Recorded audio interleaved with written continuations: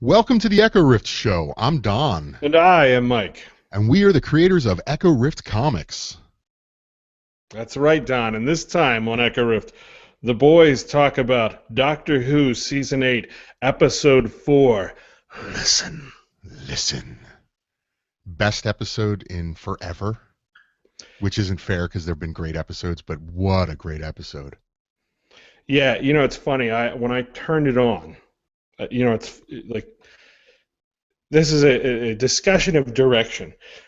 That first image of the TARDIS door sliding by, Yeah, and you see that it's empty, and I believe you saw that space was outside, so the door's open. yeah. Was so haunting, and then it glides up, and we see the Doctor sitting Indian style on the roof. I don't know if they intend it, but the last three episodes, not the Robin robot of Sherwood, but the one before that where they went into the Dalek Yeah, and they passed through the eye of the Dalek, right.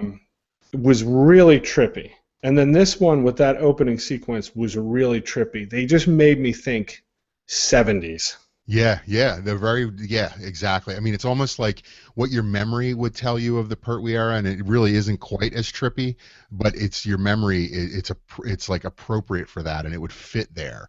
And it is. I really like the way they're calling back to the Third Doctor sort of repeatedly. I mean, we just got done talking about with the with Robots of Sherwood episode how the relationship that he has with people is the same kind of snarky one, but pushed even further in a more modern way.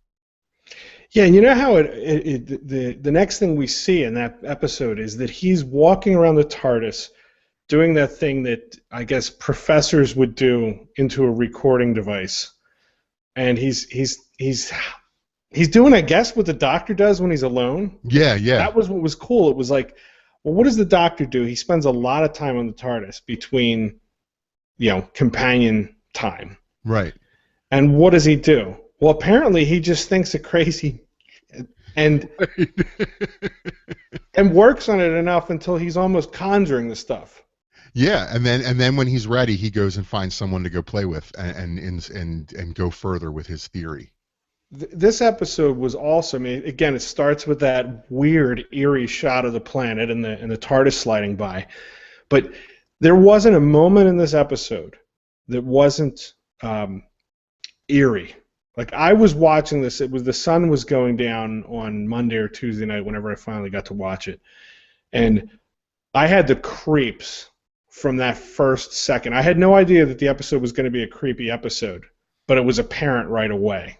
Yeah, And that mood doesn't leave, and it's a combination of music and camera decisions and dialogue and editing.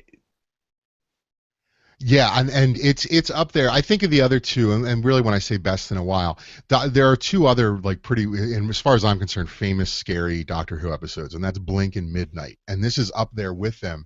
It's got an interesting aspect to it that's unlike those two, which is that both Blink and Midnight were what they were as standalone episodes, and this episode had the daring to be one of those standalone sort of gems and be a mythology episode because it takes you by surprise, but by the end this is a hardcore continuity canon mythology episode.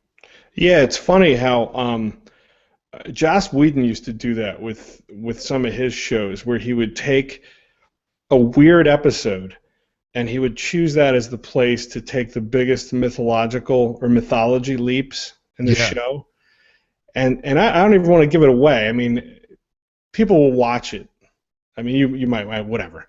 But that was so unexpected and so almost just additional information, yet at the same time absolutely dramatic, because it establishes things about the Doctor's lifespan that I don't think they've ever done before, right? no, and the other thing it does is it knits this Doctor to the past, and it knits this in a way that they usually don't do in the stages of a new Doctor. And I think it's really neat that they're doing this, and they continue to do this, but they're really knitting him to his past very tightly by even the fourth episode, where in a lot of cases they don't get into that kind of stuff until later. They spend all their time sort of establishing the Doctor, and this episode does that, though. I mean, this episode really establishes him well, and establishes even more of the character that we're learning who he is and the type of personality he has.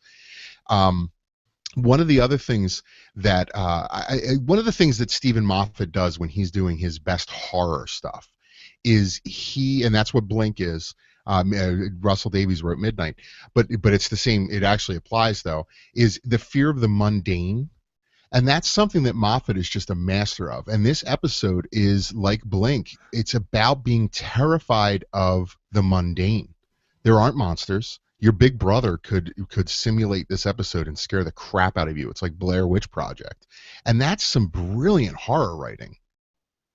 Yeah, it's funny how he ties into. I mean, in this one, you couldn't get more literally into the fear from childhood. So he ties into basically just being afraid of the dark. Right. It amounts to pretty much that fear. But this episode has one of the coolest monsters. It's never appears on screen. It's not even clear at the end if it exists. Well, that's something I want to talk about because the episode ends with a very specific thing happening, a timey-wimey like sort of thing. But in the end, because I watched it twice and I was like, okay, I'm not crazy. They never do explain exactly what was going on. No, and that's the thing I love about the episode. It's what I was saying about how it's a perfect mood it creates. The editing, as an example. There is stuff that happens within this episode that in the moment it's happening, you're disoriented. Clara actually says it perfectly. She says, could this get any more surreal? Yeah, and then it does. and it does. Yet, throughout the episode, there's moments that go utterly unexplained. Even down to, I'll give you an example. When she says, this couldn't get any more surreal, she's responding to a man walking around in the spacesuit from the Satan pit. Yeah. Remember that? Yeah. It's not even explained why the person who was actually wearing the uniform would have agreed to walk out of the TARDIS into a restaurant, point at her, and then turn around. Yeah, and why he would bother to have the helmet on, like if he were to do it, say that's just his clothes. Like for the rest of the time we see him, that is just his clothes, sans the helmet part. But why did he put the helmet part on? Well, that's what I mean. Like even the nature of the conversation that the doctor would have had with him before that to say, listen, you don't know who I am. You don't know who the woman is in that restaurant. You don't know how it is that you're not in your spaceship. But I need you to walk out that door into a restaurant in your spacesuit, point at her, wave her along, and then let her follow you back in. The episode is so bizarre, but it doesn't matter. Because I know within minutes I was terrified that the Doctor and Clara decided to remain outside the TARDIS, right, to see what it was that still existed at the end of the universe. I mean, I was in terror. That might have hit the Doctor. I mean, that's never clear. I mean, at one point he stays outside by himself to confront the thing, and then I forget what his name is. The guy saves him.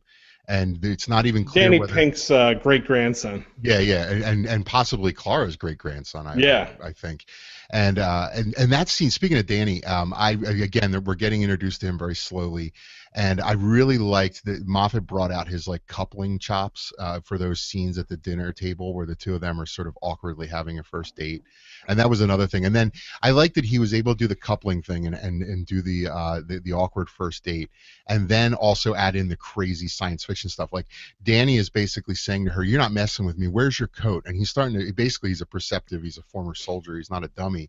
And right. Then there's this astronaut that he can't even see going on in the background. It's just it's such a clever episode. I love the more ongoing definition of this Doctor. This episode yet again goes to great lengths to solidify the Doctor's androgyny. Like this Doctor is not interested in women, and he's not interested in maybe I shouldn't even say women. He's not interested in love, and he not only with the way that he keeps sort of treating Clara and not understanding her. And she says, "Is that what I look like from behind?" He goes, "It's fine." Yeah. What subtle writing! Like I love that. And then he's talking about how wide her face is and she needs three mirrors. And Yeah.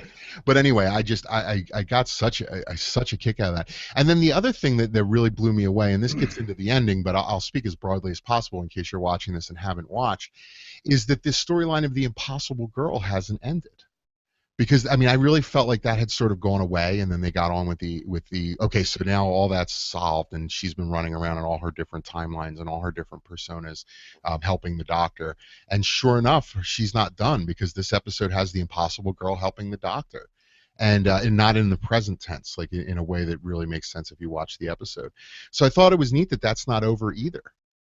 Yeah, and I hope that it isn't over until the Clara storyline concludes, because it's an important part of what makes her special. Like Yeah. it's the mythology element to Clara's character that makes that companion different than all the ones that came before it and all the ones that'll come after it. So if that's true, if they're still telling that story, and it looks like they may be, I'm excited to see that that hasn't been forgotten. Yeah, and I had said, I think it was on the audio podcast, Echo Riff 243 would have been the episode where we reviewed the second one. It was either that or 242 when we did an entire episode on the first episode of Capaldi. I had mentioned that I don't connect with Clara, and I found in this episode she was at her cutest, and like when she jumps under the bed with little Rupert and she's not scared and everything, she was just so lovable and so charismatic, and I couldn't get enough of her. Like she was so fantastic. And she also sold me, I think it was the first time her character ever sold me on the fact that she's also a school teacher. Because, Yeah. but I mean, we haven't seen her with little kids before, so that makes sense. It's not the character or the writer's fault. But I bought it that this person is also a school teacher, because the way she reacted to young Rupert and the way she dealt with him was just fantastic. It was also interesting that whatever the soldier Yeah, Danny's storyline is, yeah. well, not just his, although certainly his, but the doctor's as well. Yeah, yeah. That little soldier, that little action figure, ends up playing a role in the doctor's life as well as Danny Pink's. Yeah, and that's a It's just interesting because we don't know why all of a sudden it seems the doctor has a problem with soldiers when recently we knew that he was one. Yeah, and again, and I hadn't really thought about it. And it could be that this regeneration is reacting to what he just had to get done doing, in his 11th or 12th incarnation, 11th incarnation. But you're right, that's a part that we were already introduced to when in the second episode, when he won't to let the girl become a companion because she's a soldier. And the Yeah. doctor, I mean, even and that goes back to the John Pertwee. John Pertwee doctor was the most peacenik, carrying on all the time about soldiers and guns, while running around with UNIT the whole time, which is kind of ironic. I mean, doctors are always speaking. It's actually one of the things that Doctor Who that one of the few things that really makes me roll my eyes about how the Doctor will talk peace and mock military people while blowing up planets and spaceships and stuff. And I really like that Moffat got into that with the second season of the Matt Smith Doctor. But I'm getting off of the point here. It was such a directed thing, and knowing, because we as the audience have the superior position to know that this new character Danny's being introduced, and we know that he's a soldier, so we just know that there's this collision coming at some point. And we seem to be getting closer and closer with every episode of where Danny and the Doctor are dealing with each other on the same terms of honestly who each other are, because the Doctor's not interested in pretending to be somebody else, so he's going to tell Danny who he is, and it's going to be interesting to see how that happens. It's really good anticipatory story writing. It's a great moment when Clara is, personally, I like my soldiers to have guns, Right. but poetically, when she hands the little action figure to the boy and he says it's broken, he doesn't have a gun, and she goes, well, something about he's the best kind of soldier. He's such a great soldier that he doesn't need a gun, and it's just a neat bit of direction. The camera is essentially on the Doctor at that point. Yeah. It's just a cool little detail. I love when a director understands that every frame, every second should mean something, and that sometimes they'll have multiple meanings, so you can watch an episode multiple times, and this is definitely a case of that. Yeah, it's a story told in pictures, and you're seeing one thing and you're hearing another, and there's a storyline going on, and it really is. That's the best kind of storytelling. It's better storytelling than you usually get in television outside of HBO and a few other things. So it's really impressive that they're going to that length. and it also has some more elements of what I love about this new incarnation of the Doctor, that he has a level of intensity and I don't know what the right word is. Maybe Hmm. patriarch Yeah, type behavior. He yells at Clara to get back in the TARDIS. I mean, he really comes at her and says, "Those are the rules. If you don't get in, you'll never travel with me again." yeah. And earlier in the episode, he is as terrified as we've ever seen him when they're standing by the window. Yeah, yeah, that scene, he's amazing in that scene. I mean, that whole sequence is awesome. Oh my god! But he's amazing. And then when he gives that speech, and it recurs, but when he gives that speech about fear as a superpower, Yeah, and she gives the speech about fear being a companion, and the word companion is so loaded in Doctor Who mythology. So yeah, like that word choice isn't by mistake or a coincidence, and it's just what a fantastic episode. I think this is one that people will be like Blink and Midnight and some of these other ones. I think this is one of these episodes that people are going to be referring to for a long, long time. yeah, yep. All right, that's that. We'll be back with episode 5 next week. So listen.